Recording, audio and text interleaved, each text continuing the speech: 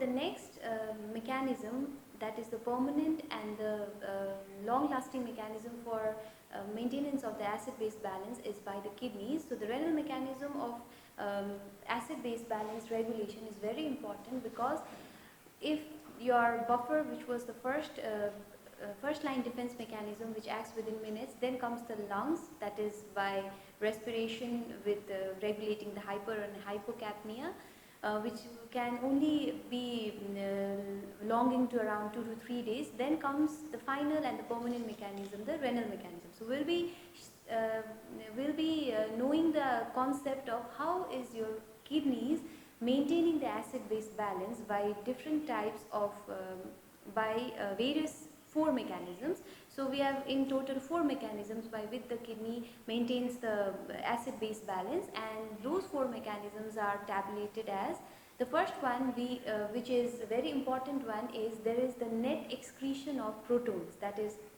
we all know that our body produces more amount of protons, and we are always in the phase that we want to excrete protons and we want to reabsorb, or we want to reserve the bicarbonates or the alkalis. So the first mechanism by which the kidney maintains the acid-base balance is the excretion of the protons.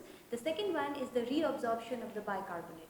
The reabsorption of the bicarbonate is a very important point by which your pH is maintained. That is, the proximal tubular cells is the major one which maintains or reabsorbs the total bicarbonate, so that bicarbonate is not excreted as much as possible by the renal system. The third one is excretion of the titrable acid. So the excretion of the titrable acids means that we have seen that the phosphate buffer is the one which is mostly responsible for constituting the titrable acids in the urine in the form of sodium hydrogen phosphate, or disodium hydrogen phosphate, or sodium dihydrogen phosphate. So these is mainly done from the distal tubules, that is excretion of titrable acid, where the renal mechanism comes in action in permanent, giving the permanent solution to the acid-base balance. And the last mechanism is excretion of the ammonium ion. So the first one we will be seeing one by one in the pictures. That is, the first one is the excretion of the protons, that is H+. Second one is the reabsorption of the bicarbonate. Third is the third mechanism is the excretion of the titrable acid, that is the net acid excretion. And the fourth one is the excretion in the form of ammonium ion, that is one of the major property of detoxification of ammonia. So the first one, that is the excretion of your hydrogen ions. So in this case, actually the protons, which is formed from the combination of CO2, that is which one is coming from the tissues, with water in the presence of carbonic anhydrous, forms carbonic acid. Now this is taking place in your proximal tubule cells of the kidney.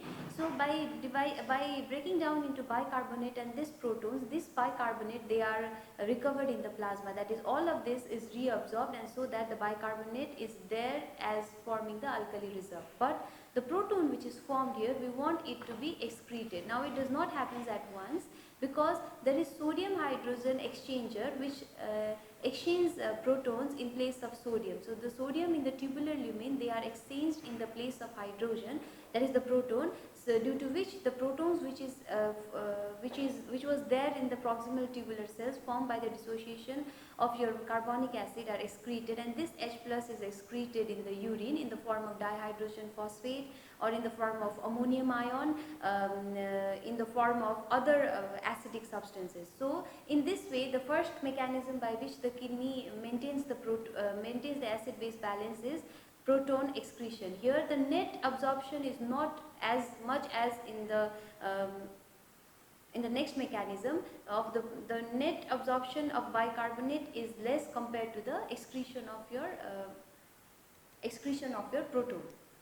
Now the second mechanism was the net reabsorption of the bicarbonate. We have already seen that bicarbonate needs to be reserved, as the alkali reserve is to be there in the body to maintain your pH, because the pH is around 7.4, so we need net excretion of H+ and net reabsorption of bicarbonate. So the filtered one, that is sodium bicarbonate, which is filtered from the tubular lumen, it gets into sodium and bicarbonate in the lumen. This sodium, it enters the tubular cells and reabsorbed, which enters into the plasma. Now here comes this bicarbonate, which which combines with a proton, which is excreted into the tubular lumen, which forms carbonic acid, and in the presence of carbonic anhydrous, this again dissociates into CO2 and H2O, which CO2 and H2O can diffuse easily in the tubular cells of the kidney and forms this carbonic acid. Why is this whole process is being there is because the bicarbonate which is formed, we do not want to lose this bicarbonate in the urine. So as much as possible the reabsorption takes place by giving H plus ion and taking the bicarbonate into the plasma. So here you can see this.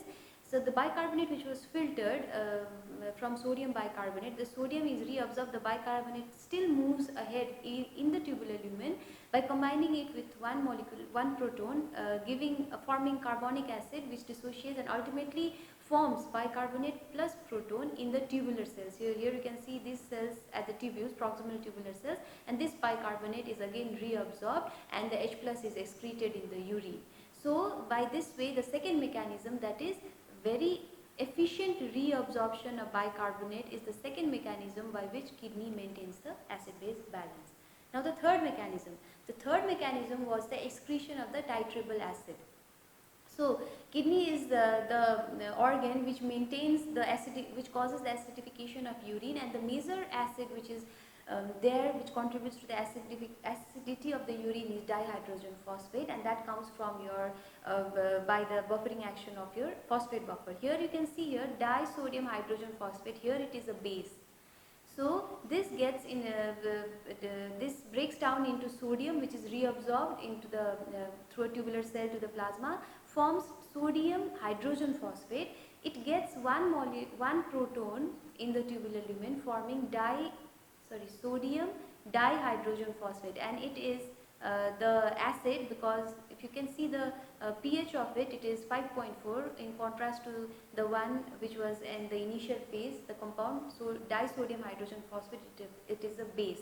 So this sodium dihydrogen phosphate is excreted in the urine, so which gives the which causes mainly the acidification of urine, or maintains the acidity of the urine to pH always less than 5.5, around 5.5. So in this way, your excretion of titrable acid via one mechanism is excreted. The second one is, we all know that carbon dioxide, which comes from the metabolic activity in the tissues, it combines with H plus and forms H2CO3. This HCO3 is always taken to reabsorption, and the H plus excreted via this carbonic acid combines with sodium hydrogen phosphate, forming sodium dihydrogen phosphate. So via this whole mechanism, that is the third one, is excretion of titrable acid. That is mainly of we want to excrete your protons, that is H plus, is the third mechanism by which kidney maintains your acid-base balance.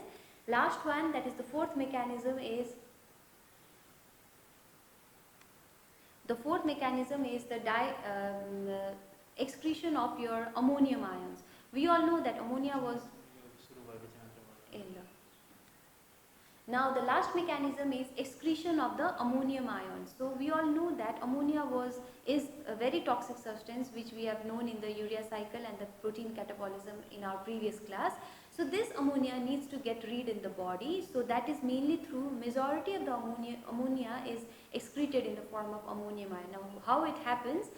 In the renal tubular cells, glutamine, it is comprised of glutamate plus ammonia. It is degraded by glutaminase and it forms glutamic acid and ammonia. This ammonia, it is a gas, it easily diffuses into the tubular lumen, and it is mainly this ammonia, its fate is usually to combine with H plus to form ammonium ion. Now how is this proton being generated in our body? That is, the majority of the proton is mainly through the carbonic acid, that is by the mechanism of action of carbonic anhydrous, which forms bicarbonate and H plus. The H plus, the proton is exchanged in the place of sodium via sodium hydrogen exchanger, so that sodium is reabsorbed. Sodium is reabsorbed, your bicarbonate is reabsorbed, that is alkali is recovered to form your alkali reserve, and the proton is excreted via combining with ammonia to form the ammonium ion. So this is the fourth mechanism, that is via excretion of ammonium ion. So I just want to recapitulate the things which I have told earlier. The first one, by which the renal mechanism maintains the acid-base balance, is excretion of total H+. That is, we don't want majority of the acid to be present in the body. So the first one was excretion of H+ ion. Second one was complete reabsorption of the bicarbonate ion, that is in the proximal tubular cells. The third one is excretion of titrable acids. This is mainly through the formation of dihydrogen phosphate.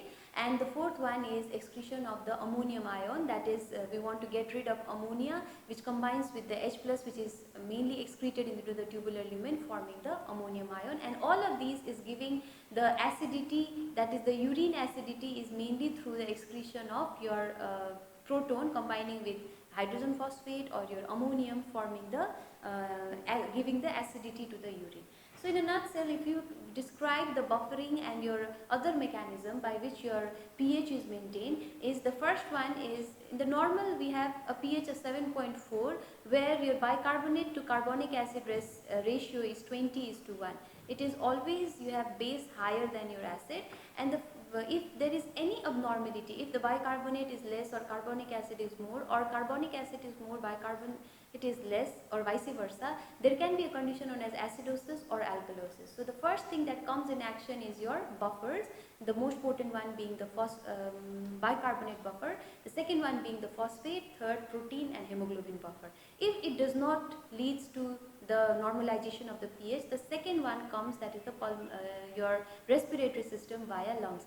In lungs, it is mainly through hyperventilation or hypoventilation, depending upon whether it's an acidosis or an alkalosis. By this, it can maintain the pH of the body to some extent. Then comes your third line of mechanism, which is the permanent solution to the acid-base balance is by the renal system. That is through four mechanism, with excretion of H+, reabsorption of bicarbonate, formation of titrable acids, and excretion of your ammonium ions.